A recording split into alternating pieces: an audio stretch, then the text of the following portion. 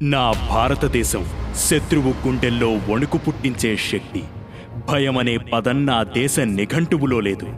వెనక్కి తిరిగి చూడ్డం నా జవాన్ స్వభావంలో లేదు. తలవంచడం నా భారతావని సంస్కృతిలో లేదు. ఎవడైనా నా దేశ సరిహద్దుపై కన్నెత్తితే వాడి గుండెల్లో భయాన్ని నాటే బాణం నా సైన్యం.